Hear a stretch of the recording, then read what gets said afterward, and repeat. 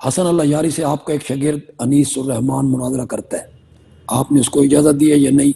وہ آپ کا نام استعمال کرتا ہے۔ نہیں، اجازت تو کوئی ایسی نہیں دی، لیکن اس نے جتنی گفتگو کی ہے وہ بہتر گفتگو کی ہے، اور سلام میں بھی اس نے کہا ہے السلام علی من اتبع الہدی۔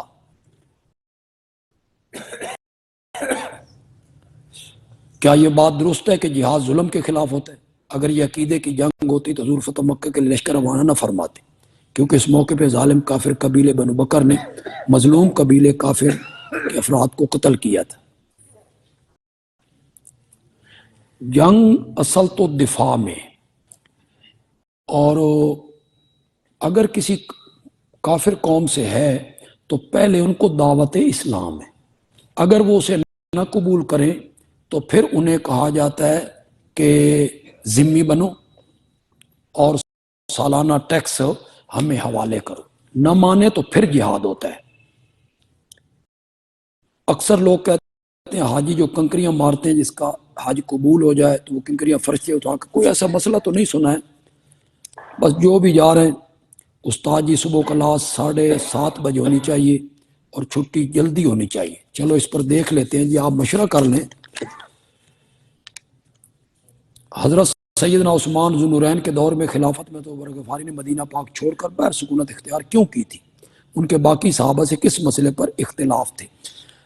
حضرت ابو ذر غفاری کا خیال یہ تھا کہ کوئی دولت بندے کے پاس نہیں ہونی چاہیے، قل العفو، جو ہے وہ رب کے رستے میں، یہ ان کا اپنا ایک خیال تھا، اور جنون کی حد تک وہ اس میں مخلص تھے کہ پیسہ جمع نہیں کر دے دینا۔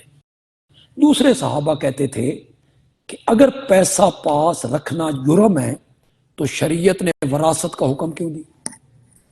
جب پاس چیز ہی کوئی نہیں تو شریعت نے کیوں کہا کہ مرنے کے بعد وراثت یوں یوں تقسیم ہو؟ تو اس سلسلے میں ان کا صحابہ سے کچھ جھگڑا رہتا تھا کہ وہ کہتے تھے کوئی رقم، کوئی پیسہ اپنے پاس نہیں رکھنا۔ تو صحابہ سارے مجتہد ہیں، اور وہ جب اجتہاد کرتے ہیں تو کسی کا اجتہاد غلط بھی ہو تو اللہ اسے بھی اکیرا اجر دیتا ہے، اور اگر اس کا اجتہاد صحیح ہو تو اللہ اسے تو ابو ذر غفاری رضی اللہ تعالیٰ عنہ کا اجتہاد یہ تھا کہ کوئی دولت نہیں رکھنی چاہیے، اور عام صحابہ کا تھا کہ نہیں، ضرورت کے تحت دولت کا رکھنا کوئی جرم نہیں۔